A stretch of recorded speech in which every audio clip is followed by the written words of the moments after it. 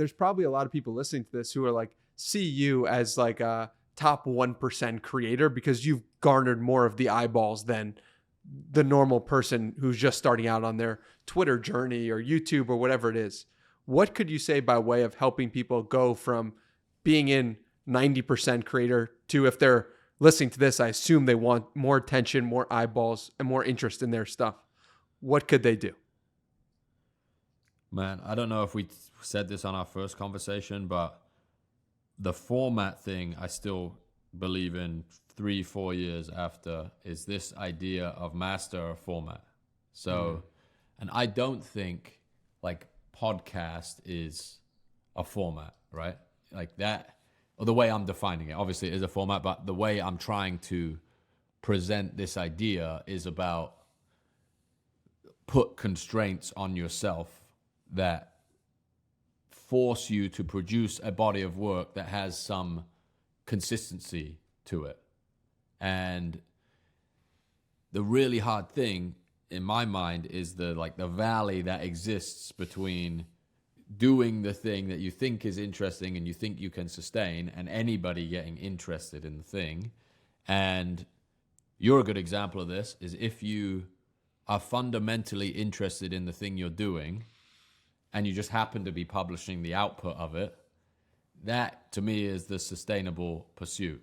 And whatever it is, whatever situation you're in that you're trying to like catapult away from,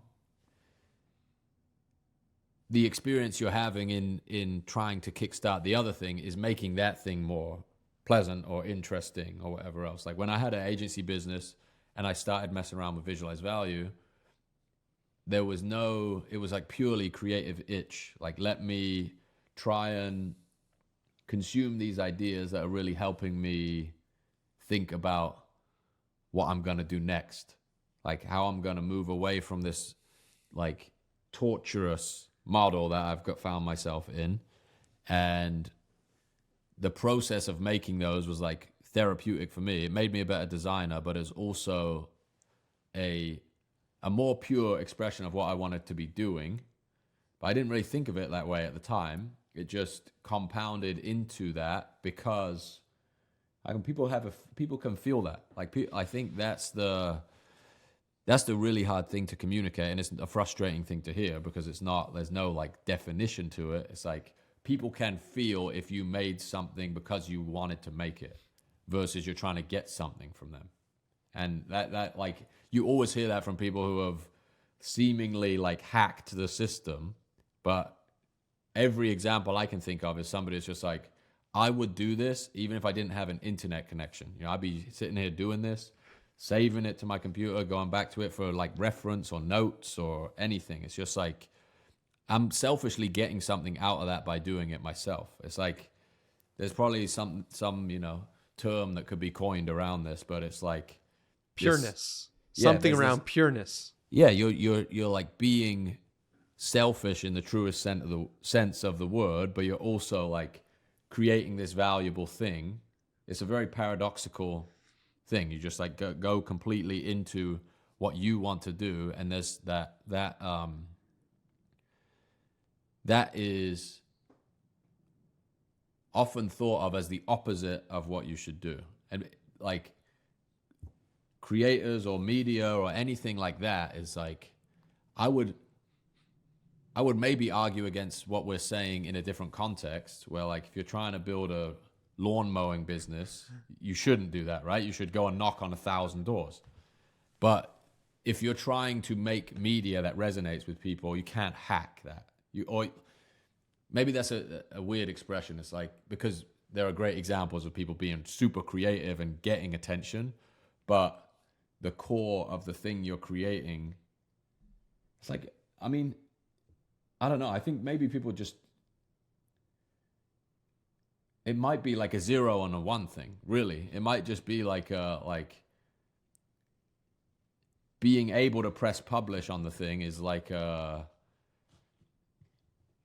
endorsement of it. You know, if you can get to the stage where you're publishing something, maybe that is enough, and then you just keep going from there. But I tried to reverse engineer what I was going to do from what I thought other people wanted so many times. I just fell on my face every single time. I was like, I have experience in this, and there are people who run those types of businesses, so maybe I should.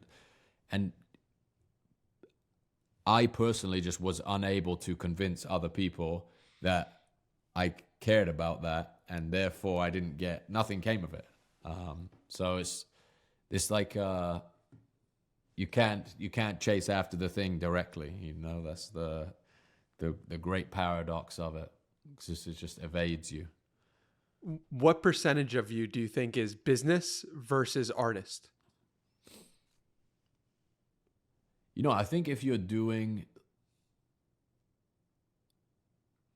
something on the internet specifically, they're kind of inseparable. Like, and again, I think the labeling of that stuff is fascinating, because the things that have been built around artists under the term business are basically just rent-seeking initiatives, right? Distribution, marketing, like touring, all of that stuff is like, oh, you need a business brain behind you to take care of that stuff. And like those, or a gallery in an artist sense, like, yeah, we'll give you a platform, but we're taking 50% of the sale price, right? And it's frowned upon in the traditional art world to do that yourself. Like, you need the big name to represent you. It gives you clout, gives you another opportunity to, you know, go to a bigger gallery or sell a higher sales price on your next round. So I think there's so many great examples of this, even outside of, I mean, art is a funny word too, but like there are independent musicians that I think have built great careers thinking about all of this stuff differently, and how they think about how their work interfaces with the world, in my mind, is part of the art itself. All the context that your business acumen creates. If you lack it, then you don't control the context of your work in the same way, right? If you basically give up control to somebody who says, I'm going to manage your business, they're managing your art. Like there's no way of getting around that. That's what they're doing, but it's a conveniently labeled process. Like, there is the creative stuff, and here is here's the serious stuff. You know, don't be coming over here. We'll take care of that, right? And so many people, I got friends in the music industry, and they've explained it to me 1,000 times. I still don't know how a record deal works. I just know it's horrendously predatory, right? And they try and explain it to me, and that's why it works. That's why this whole racket still goes on, because you listen to it and you're like, oh man, I can't possibly get my head around a 50-page contract, you know? When there's other people out there that are like, yeah, we make music, we put it on Spotify, we tour, we have relationships with the venues, and we sell merch. And they like, okay, great. That's what it is. That's what they're doing. And there's like incentives to obfuscate in all of these industries that I'm not surprised that people fall into that, or don't try and hone those skills. And it's also, they are different things. Like, people, you know, it's very rare that those two things overlap. You know, the whole thing to what we were talking about before really hit me with business and art was when Gary Vaynerchuk said that he was doing art by playing business. And I was like, oh, there's something there of like his art is just business. And like, what would the world look like if so many of the artists today, the quote unquote artists, actually felt the same way of like, oh, if I move this piece around here, it creates this. And as somebody who's been particularly bad at business personally over the past few years, because I've been so devoted to this podcast and building it up, it's like, maybe I should just look at the same skills that I've used to build this podcast to be better at business. Mm-hmm. Yeah, I think there's a great Navalism on that. They said there is no skill called business. Yes. Which, incredible, you know? Like, like you have to be, I guess, incredibly wary of that description too, because you're really talking about, like, the growth of a podcast is about getting more people to listen to it and care about it. And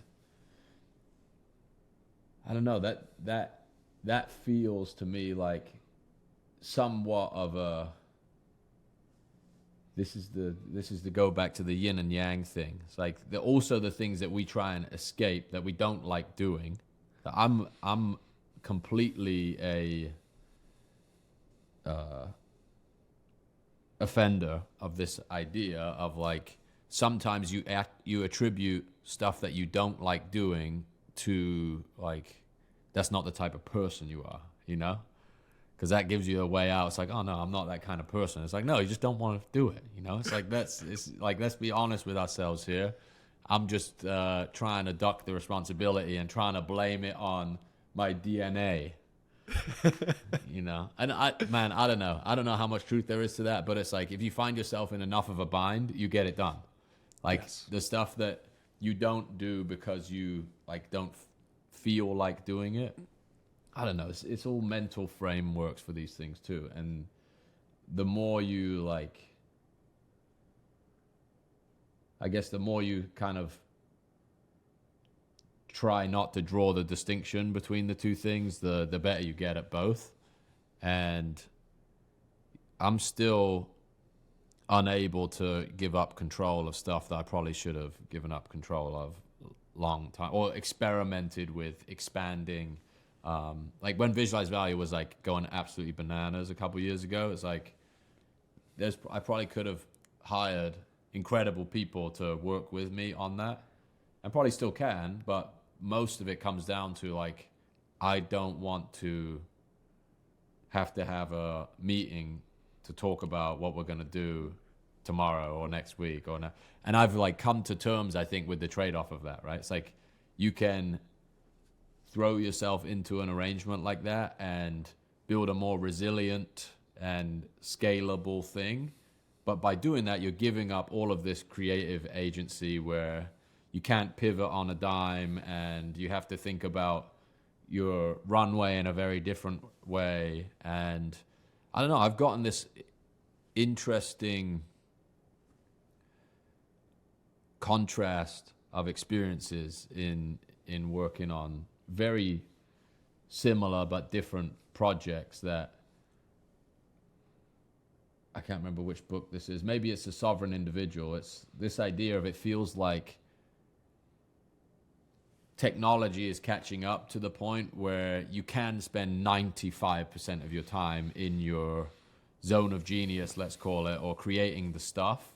And then what I've learned in the last 6 months very specifically is sharing the process of that is the way you grow the interest in it.